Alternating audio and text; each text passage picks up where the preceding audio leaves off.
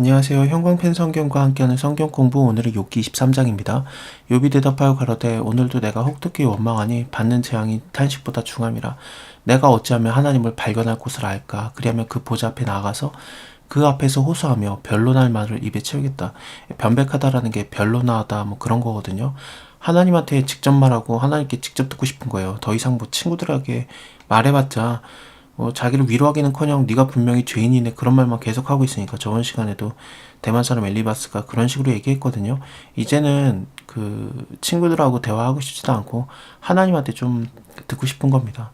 하나님을 만나는 건 두렵죠. 왜냐하면 우리가 죄인이기 때문에 죄가 없으신 영광의 하나님, 거룩하신 하나님을 만나면은 그 앞에서 우리는 살아남지 못해요. 사실 그렇습니다. 그래서 모세에게도 하나님께서 뭐라고 하냐면 네가 나를 보면은 죽게 된다. 그러니까 내가 너를 바위 틈에 숨겨주고 내가 너를 손으로 덮어준 다음에 너를 지나가겠다. 그리고 나서 네가 나의 등을 보리라 그랬거든요. 그리고 실제로 하나님께서 출애굽기 34장에서 그걸 하십니다. 지나가시면서 자기의 이름을 반포하시거든요. 여호와도다 여호와로다. 나는 인자가 많고 인애가 많고 노하기를 더디하는 하나님이다. 그러면서 싹 지나가시는데 모세에게도 자기를 딱 이렇게 보여주지 않아요. 물론 모세가 하나님과 대면해서 친구처럼 이야기하는 자였지만, 하지만 하나님의 그 모습을 본다는 것 자체는 죽음을 각오하는 겁니다. 야곱의 경우에도 그랬고요. 하나님을 본 다음에 자기가 살았다는 것에 대해서 굉장히 감사하고 베델이라는 이름을 짓기도 하고 분이엘이라는 이름을 짓기도 하고요. 베델은 꿈에서 그 환상을 봤던 거고 분이엘은 씨름을 했었죠. 그래서 거기서 이제 하나님의 얼굴이라는 뜻의 분이엘로 이름을 짓기도 하고 그랬습니다. 사사기 때도 비슷한 사건이 있고요. 이사야서를 보면은 영광의 하나님을 만났을 때 이사야가 화로다 망하였도다 내가 죄인 중에 거하고 내가 입술이 부정한 자들 중에 거하면서 영광의 하나님을 배웠습니다. 그러면서 두려워하지 않습니까? 신약을 봐도 그래요. 네, 요한이 예수님의 품에 안겨가지고 그렇게 사랑을 받는 그런 자였는데 요한계시록을 보면은 요한이 너무 예수님을 두려워하거든요. 예수님의 그 영광의 모습을 보면서 어쩔 줄을 몰라 하는 게 굉장히 두려움에 휩싸이는 게 있었습니다. 그럴 만큼 하나님을 본다는 것 자체가 죽음을 각오해야 되는 건데 지금은 너무 힘드니까 어차피 뭐 죽음에 가까이 있으니까 좀 하나님과 대화하고 싶은 거예요. 내가 왜 이렇게 됐는지 좀 얘기 좀 하고 싶습니다. 그런 거죠. 내게 대답하시는 말씀을 내가 알고 내게 이르시는 것을 내가 깨달으리라. 그가 큰 권능을 가지고 나로 더불어 다투실까? 아니다. 그는 도리어 내 말을 들으시리라.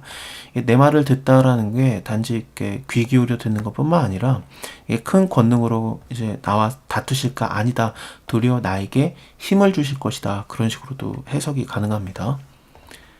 거기서는 정직자가 그와 변론할 수 있은즉 내가 심판자에게 영영이 벗어나리라. 그런데 내가 앞으로 가도 그가 계시지 아니하고 뒤로 가도 보이지 아니하고 그가 왼편에서 일하시나 내가 만날 수 없고 오른편에 돌이키나 배울 수가 없구나.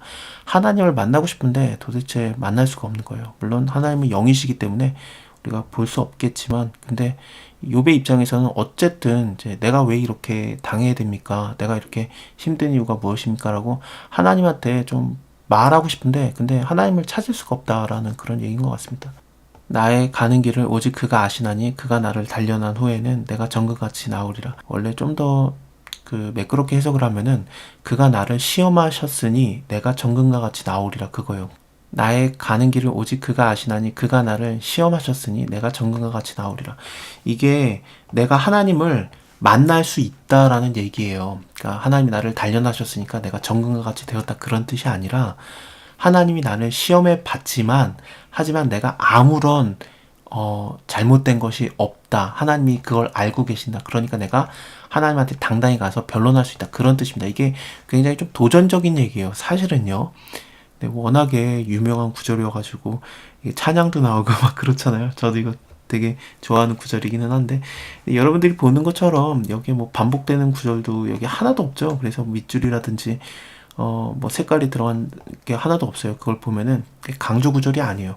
물론 딱 중간에 놓이니까 좀 멋있기도 하고 그 말 자체가 그래서 괜찮아 보이기는 하는데 다시 말씀드리면은 하나님께 내가 시험을 받아봤는데 내가 아무런 문제가 없으니까 내가 하나님한테 당당하게 나갈 수 있다. 그런 뜻입니다. 내 발이 그의 걸음을 바로 따랐었다. 내가 그의 길을 지켜서 치우치지 않았었고 내가 그의 입술의 명령을 어기지 아니하고 일정한 음식보다 그 입의 말을 더 귀히 여겼구나. 그러니까 자기는 잘못한 게 없다는 거예요. 하나님 말씀을 정말 귀히 여겼고 음식보다 중요하게 여겼고 언제나 그 길을 따랐으니까 나는 아무리 시험 받아봤자 나는 무조건 패스다, 통과다 그런 뜻이에요. 그러니까 좀 교만한 말이에요. 사실은요. 그렇죠?